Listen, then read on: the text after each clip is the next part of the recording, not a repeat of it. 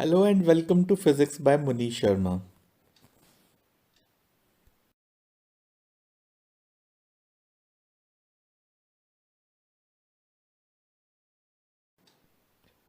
My name is Munish Sharma. I am lecturer in Physics, Department of Higher Education, Government of HP. In our today's lecture, our topics are wavelength, frequency of wave, then we will discuss wave velocity और उसके बाद हमारा last topic रहेगा Newton's formula for speed of sound in air and तो student शुरू करते हैं आज का लेक्चर और हमारा पहला टॉपिक जैसे अभी बताया वो होगा वेवलेंथ। तो वेवलेंथ तो बेटे जब जहां तक इसका डेफिनेशन का सवाल है तो डेफिनेशन ये होता है इसका। तो ये मिनिमम डिस्टेंस है, this is the minimum distance between the two points. और वो पॉइंट कैसे होने चाहिए, उनका फेज होगा सेम। तो इस डिस्टेंस को, मिनिमम डिस्टेंस को हम क्या बोलते हैं, वेवलेंथ। इसको हम एक डायग्राम में, वेव का डायग्राम में इसको समझते हैं कि हम वेवलेंथ से हमारा क्या मतलब है और ये कौन सी मिनिमम डिस्टेंस है। तो suppose this is the wave, suppose wave यहां से शुरू हो रहा है हमारा, यहां से ये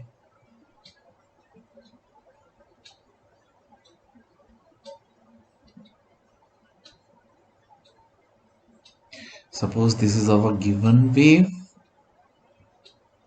ये एक्सिस ड्रॉ कर देता हूं मैं।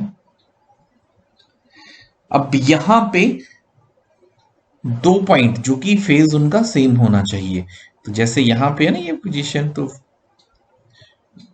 ये ऐसी ही पोजीशन जो है यहां पे है, ये इन दोनों पॉइंट्स का फेज है सेम। अब इनका जो मिनिमम डिस्टेंस होगा it will be along this value. तो यहां पे इसका ये मिनिमम डिस्टेंस ड्रॉ कर देता हूं मैं। ये रिप्रेजेंट हो रहा है इनका मिनिमम डिस्टेंस। अब ये जो मिनिमम डिस्टेंस है इसको हम बोलेंगे इसका वेवलेंथ। तो ये दो पॉइंट्स हैं जो कि सेम फेज में। वैसे बेटा जनरली फॉर आवर कन्वीनियंस हम ये दो क्रस्ट या दो तरफ के बीच का डिस्टेंस लेते हैं। तो सपोज जैसे ये पॉइंट है दो, तो यहां पे this is a minimum distance between these two points. तो यहां इसको भी बोल सकते हैं दिस इज अ वेवलेंथ। और इसको रिप्रेजेंट कैसे करते हैं, it is represented by this letter and it is called lambda. And इसका अगर हम फार्मूला की बात करें तो it is calculated as 2 pi by K. तो this is the expression for our wavelength. अगर यहां पे ये के वैल्यू क्या है, तो के का अगर आप एक्सप्रेशन लिखें it is equal to 2 pi by lambda. तो यहां पे जो के है it is called angular wave number. This key is called angular wave number। तो यहां पे अब हमने दो टर्म पढ़ ली। पहला वेवलेंथ जो कि दो पॉइंट्स के बीच का मिनिमम डिस्टेंस है और पॉइंट कैसे होनी चाहिए, सेम फेज में। और जनरली हम दो ट्रफ या दो क्रस्ट के बीच का डिस्टेंस लेते हैं। और यहां पे एक्सप्रेशन में एक वैल्यू आई के, जिसका की एक्सप्रेशन बनता है बेटा 2 पाई बाय लैम्डा। इसको क्या बोलते हैं, इसको कहते हैं angular wave number.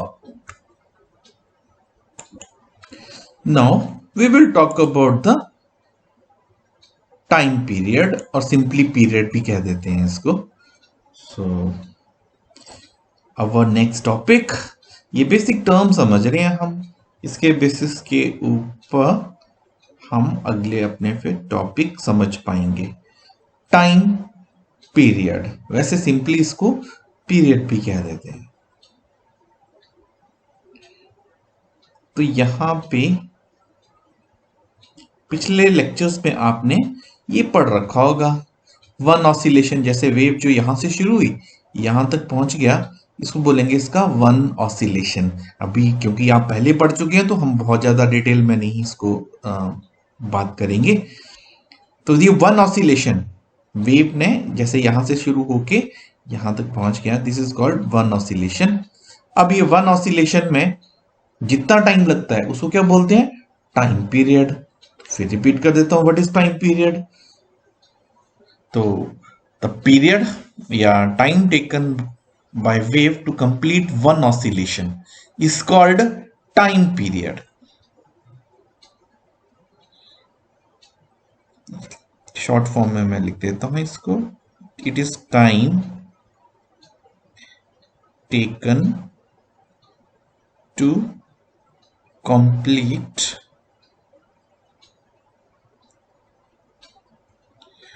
one oscillation.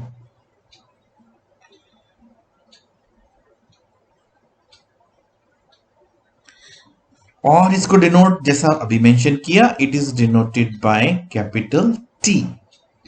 और बच्चों जहां तक इसके एक्सप्रेशन का सवाल है, expression T is equal to 2 pi by omega. Angular velocity या एंगुलर फ्रीक्वेंसी कहा जाता है इसको, ओमेगा को। What is omega, omega, this letter is called omega. पहले ये बता देता हूं, ये आपने रोटेशनल मोशन में या सर्कुलर मोशन में इसके बारे में मेंशन किया होगा। तो 2 पाई बाय टी इसका एक्सप्रेशन ऐसा भी होता है ना, ये एक्सप्रेशन पढ़ा होगा आपने। What is omega, 2 pi by T. और टी का एक्सप्रेशन लिखना हो तो it is 2 pi by omega. और what is this omega, it is angular frequency. अभी फिर से बेटा बहुत डिटेल में तो अब इसके बारे में बात नहीं कर पाएंगे, ये आपने पहले आप +1 के जो भी टॉपिक कर चुके हैं अभी तक, उसमें ये आपने पढ़ चुके हैं आप। तो here it is called angular frequency. अब 1 सेकंड में जितना वाइब्रेशन होता है उसको क्या बोलते हैं हम, फ्रीक्वेंसी। तो अब बात कर लेते हैं हम फ्रीक्वेंसी के बारे में। सो अवर नेक्स्ट टर्म जिसके बारे में अभी बात कर रहे हैं वो है फ्रीक्वेंसी।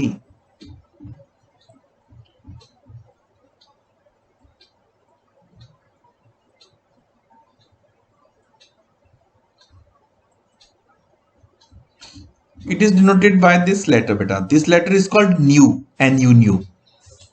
And वैसे तो ये टर्म आप पहले पढ़ चुके होंगे बच्चों, फिर भी अब बात कर लेते हैं इसके बारे में क्योंकि अभी इसका जस्ट यूज होगा अगेन। तो बेटा 1 सेकंड में जितना नंबर ऑफ वाइब्रेशन होता है या नंबर ऑफ ऑसिलेशंस होता है, हम उसको बोलते हैं frequency.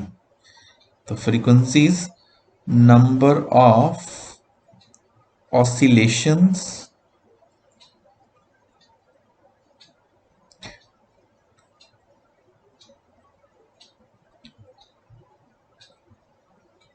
taking place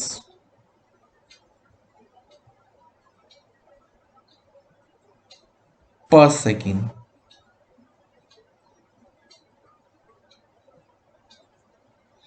number of oscillation taking place per second. तो इसको ना टाइम पीरियड का रेसिप्रोकल करके कैलकुलेट किया जाता है। Nu is equal to 1 by T. जैसा भी हमने पढ़ लिया बेटा, टी की 2 pi by omega, 2 pi by omega और उसका रेसिप्रोकल तो वो बन जाता है ओमेगा अपॉन 2 पाई। तो this is frequencies formula. So student अब बात करते हैं स्पीड ऑफ वेव मोशन के बारे में या स्पीड ऑफ वेव के बारे में। So our next topic is speed. Speed किसका, ऑफ वेव। तो बच्चों जैसा कि हम पढ़ चुके हैं 2 टाइप्स ऑफ वेव की बात कर रहे हैं, एक है ट्रांसवर्स वेव और दूसरी है लॉन्गिट्यूडनल वेव। अब स्पीड ऑफ वेव में सबसे पहले बात करते हैं ट्रांसवर्स वेव की स्पीड का। तो ट्रांसवर्स, वैसे मैं आपको बता दूं यहां पे हम इसको डराइव नहीं करने वाले हैं, हमारे सिलेबस में हमें सिर्फ इसका पता होना चाहिए। तो पहले सबसे पहले बात करते हैं in solid. Speed of transverse wave in solid. तो ये जो फार्मूला है हमारा वो होता है बेटा, it is v is equal to, ये डिटरमिन किया गया है बोथ एक्सपेरिमेंटली एंड थ्योरेटिकली, और जैसा मैं पहले क्लियर कर चुका हूं आपको ना हमारे आज के इस लेक्चर में या प्लस वन के सिलेबस में, हम इसको सिर्फ मेंशन कर रहे हैं। इट इज ईटा बाय रो, पर जो जनरली जैसे आपको पता है ना व्हाट इज ईटा, ये मॉडुलस ऑफ रिजिडिटी है। It is modulus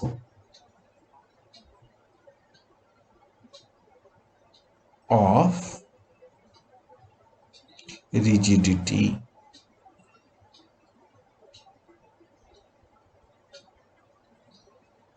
What is rho?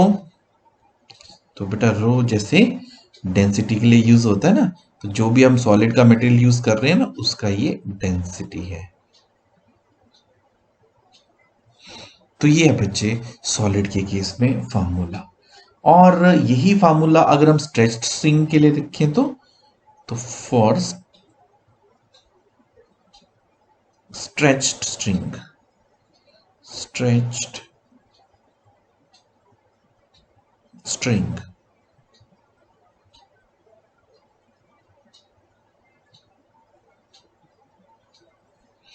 for stress string it is given by v is equal to under root of t by m। तो यहां पे व्हाट इज t, तो ये t बेटा tension in the string है, तो it is tension. And what about this v, sorry what about this m, it is mass per unit length, it is mass per unit length। ये है हमारा formula सभी transverse wave के लिए in case of solid and in case of stretched string. Now we will talk about the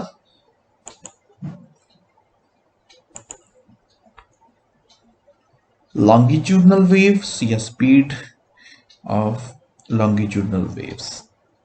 तो speed for longitudinal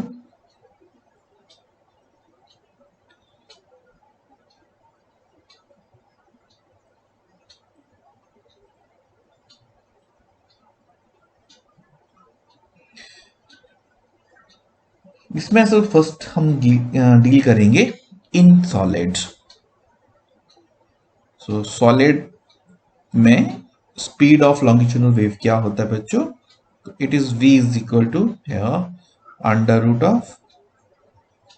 of k plus 4/3 eta divided by rho। so what is here k and eta, जैसा आपको पता है ना k modulus of which modulus, it is bulk modulus, it is bulk modulus। and what about eta, अभी भी हमने deal किया ना, it is modulus of rigidity।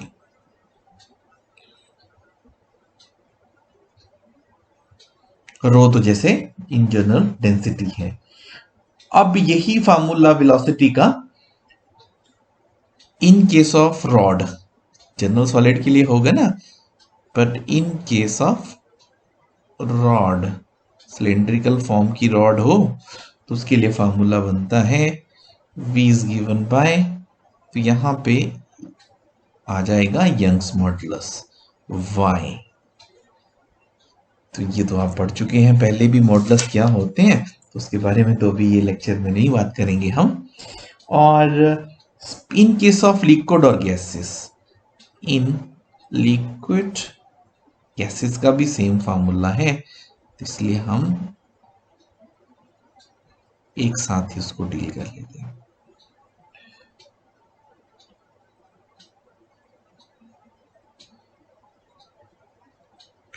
तो यहां पे बेटा फार्मूला जो है it is K by rho.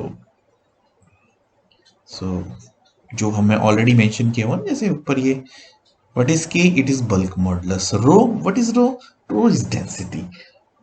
अब हम इसके बाद अगली टॉपिक में साउंड की स्पीड कैलकुलेट करेंगे। इसको न्यूटन्स फार्मूला भी कहते हैं। तो आइए अब हम डील करेंगे Newton's formula for speed of sound. So our next topic is Newton's formula for speed of sound। तो यहाँ पे स्पीड ऑफ साउंड न्यूटन इस में कैलकुलेट किया था उन्होंने इन द एयर। तो क्योंकि अब हमारा मीडियम हो गया यहाँ पे साउंड, जो कि एक लॉन्गिट्यूडनल वेव है, उसके लिए मीडियम हो गया यहाँ पे गैस। तो गैसियस मीडियम को उन्होंने माना कि ये जो प्रोसेस हो रहा है it is isothermal in nature. Isothermal बच्चों आपको पता है ना, आइसोथर्मल प्रोसेस क्या होता है? वो प्रोसेस जिसमें टेम्परेचर कांस्टेंट रहता है। तो क्योंकि ये आइसोथर्मल प्रोसेस है, तो अब जो लॉन्गिट्यूडनल वेव है ना, उसके बेटा दो पार्ट होते हैं ना, एक कंप्रेशन या और साथ में रेयरफेक्शन। तो जहां पे कंप्रेस हो रही है air due to the travelling of wave, वहां पे हीट बढ़ना चाहिए, हीट प्रोड्यूस होना चाहिए, या टेम्परेचर वहां पे बढ़ना चाहिए। पर अकॉर्डिंग टू न्यूटन ये हीट ट्रांसफर हो जाती है सराउंडिंग में, मतलब उसके सराउंडिंग एरिया में वो हीट एकदम से डिस्पर्स हो जाती है और वो टेम्परेचर कांस्टेंट रहता है। और रेयरफेक्शन में भी ऐसा ही होता है। रेयरफेक्शन में हवा ना फैल जाती है, डेंसिटी कम हो जाता है। बट डेंसिटी कम होता है तो वहां पे जो है कूलिंग प्रोड्यूस होता है। अब कूलिंग में टेम्परेचर कम होना चाहिए, पर जो सराउंडिंग से, अकॉर्डिंग टू न्यूटन, सराउंडिंग से जो है हीट वहां पे आ जाती है और उस वजह से उसका टेम्परेचर स्टिल रिमेन कांस्टेंट। तो during travel of wave the temperature remain constant. तो ये आई होप आपको ये पता लग गया है। अब इसमें वेलोसिटी की बात करते हैं।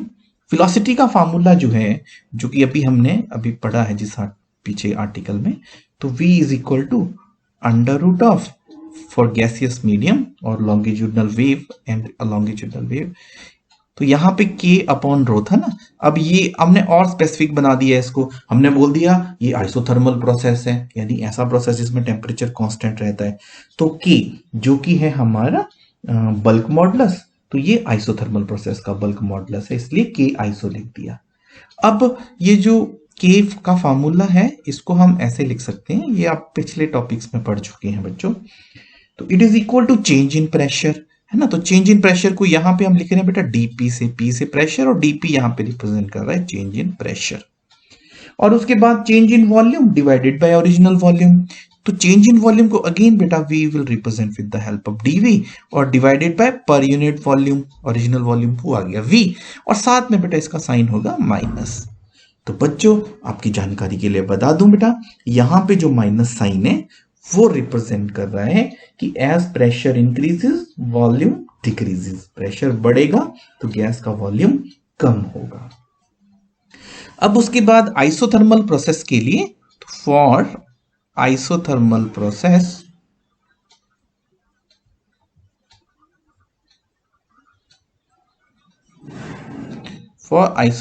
Process PV is equal to constant. PV is equal to constant.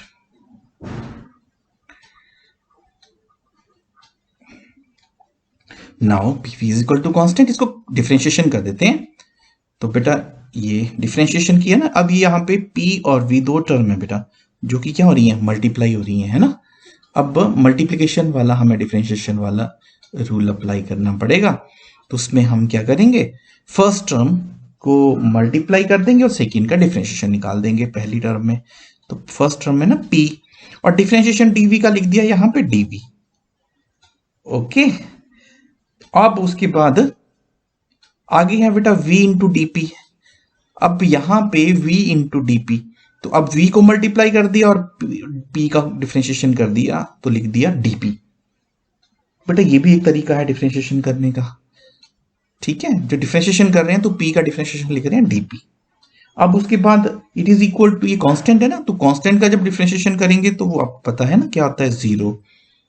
तो ये आ गया हमारे पास। अब इस थोड़ा को रीअरेंज कर देते हैं इसको, तो P dV is equal to minus V into dP।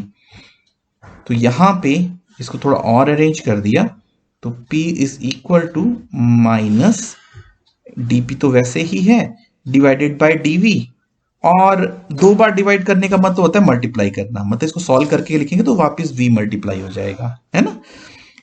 Divide करने का मतलब है रेसिप्रोकल करके मल्टीप्लाई करना। जब आप इसको रेसिप्रोकल करके मल्टीप्लाई करोगे तो ये multiplied by V by dV आ जाएगा, तो फिर वही इक्वेशन बन जाएगा। तो ऐसा हम लिख सकते हैं। अब यहां से बेटा ये पता चला कि ये जो एक्सप्रेशन है ये P के बराबर है, जो कि हमारा क्या है, ये K आइसोथर्मल। तो अब इसमें हम ये वैल्यू जो है वो रिप्लेस कर देते हैं।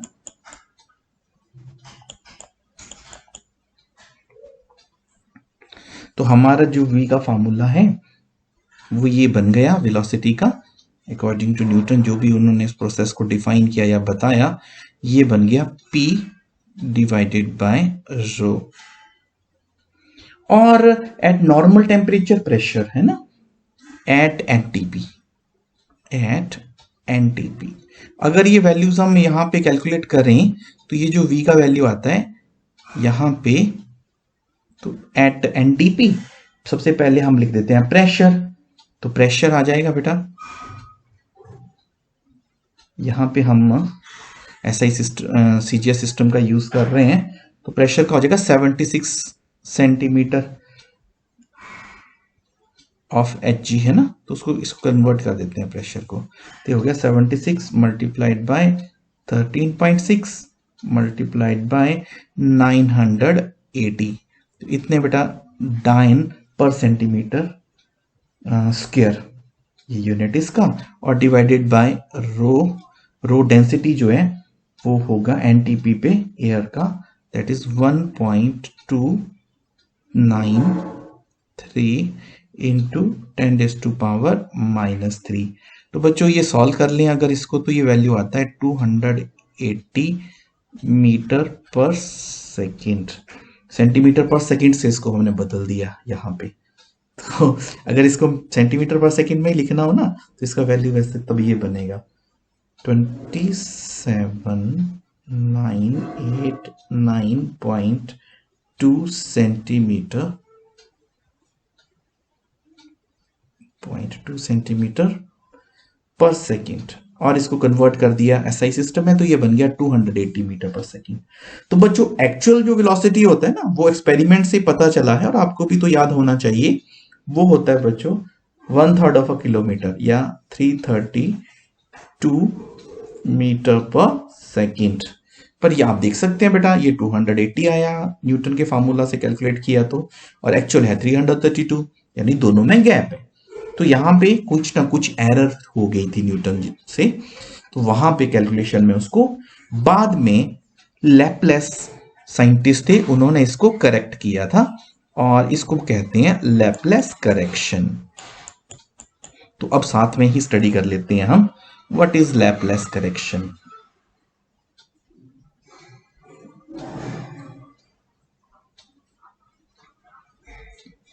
लैपलेस करेक्शन,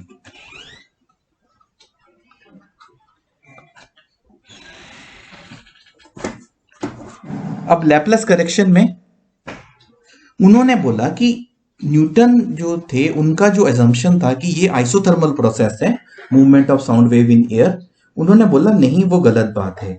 उसका रीजन ये दिया गया कि एयर जो है वो बैड कंडक्टर होता है बेटा, आप पिछले टॉपिक्स में ये बात पढ़ चुके हैं कि बैड कंडक्टर होने की वजह से जो न्यूटन ने अज्यूम किया था हीट ट्रांसफर हो जाता है एकदम से, वो नहीं होता, कि ये प्रोसेस इतना फास्ट होता है कि उसमें हीट ट्रांसफर का टाइम ही नहीं मिलता, और एयर तो वैसे ही बैड कंडक्टर है।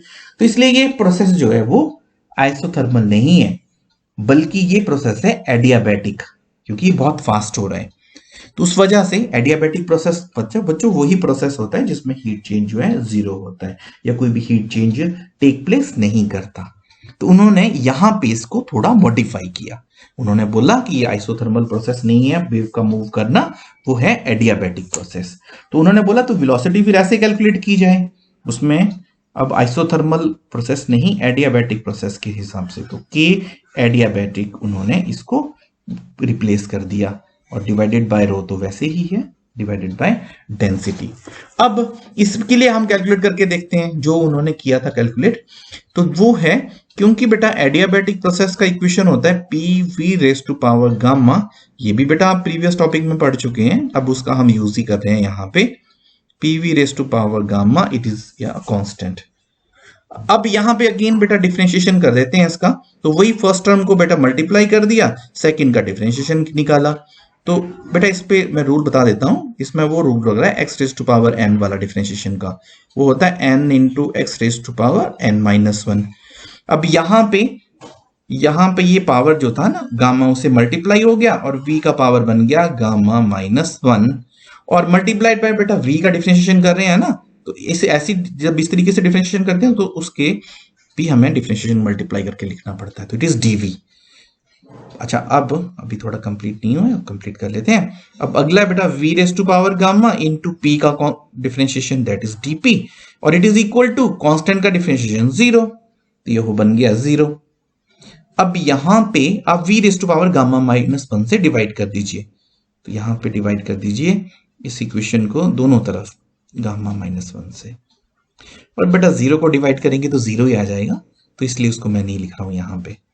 अब यहां पे बेटा ये कैंसिल हो जाएगा, है ना, तो ये बच गया gamma into P into dV, plus बेटा यहां पे v raise to power gamma minus 1 से डिवाइड करेंगे ना तो 1 बच जाएगा, v रेज टू पावर 1, है ना, into dp, it is equal to 0। अब फिर बेटा इसको रीअरेंज कर देते हैं हम अपनी, तो इसमें gamma p is equal to minus v into dp divided by dv। अब यहां पे फिर अरेंज कर दिया ना इसको, dp को, v को आप नीचे लिख दीजिए जैसे पहले किया था हमने, ऐसा कर सकते हैं क्योंकि जब सॉल्व करेंगे तो वापस वैसे ही आ जाएगा मल्टीप्लाई।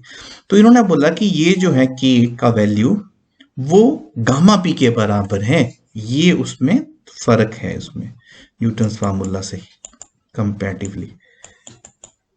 तो तब तो v का जो वैल्यू है वो ये बन जाएगा, तो v is equal to under root of k adiabatic की जगह आएगा gamma p divided by rho. अब यहां पे अगर वैल्यूज को रिप्लेस करें तो ये साथ में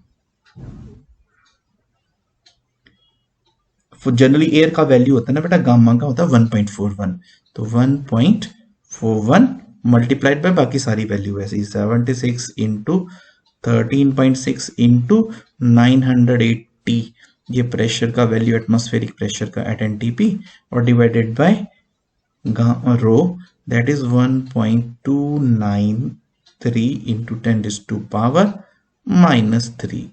तो बेटा सॉल्व करने के बाद और ऐसे ही सिस्टम में कन्वर्ट करने के बाद ये वैल्यू आ गया 332.5, जो कि बिल्कुल परफेक्ट वैल्यू है स्पीड ऑफ साउंड के लिए। तो यहाँ पे उन्होंने बता दिया थ्योरेटिकली भी कि प्रैक्टिकल जो वैल्यू आती है, जो एक्चुअली वैल्यू आती है, थ्योरेटिकली भी उसके बराबर वैल्यू आ गई। तो उन्होंने जो कमी रह गई थी न्यूटन्स फार्मूला में, उन्होंने उसको इंप्रूव कर दिया। तो बच्चों ये बहुत इंपॉर्टेंट क्वेश्चन है एग्जाम के लिए भी, तो आई होप आपको ये पता लग गया है। और इसके साथ ही हमारा आज का लेक्चर खत्म होता है।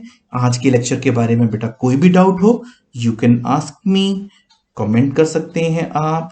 फ्यूचर में भी कोई आप इसको प्रॉब्लम है तो आप मेरे से कांटेक्ट कर सकते हैं मेरे चैनल के माध्यम से भी। तो तब तक के लिए goodbye, thanks for watching physics by Munish Sharma.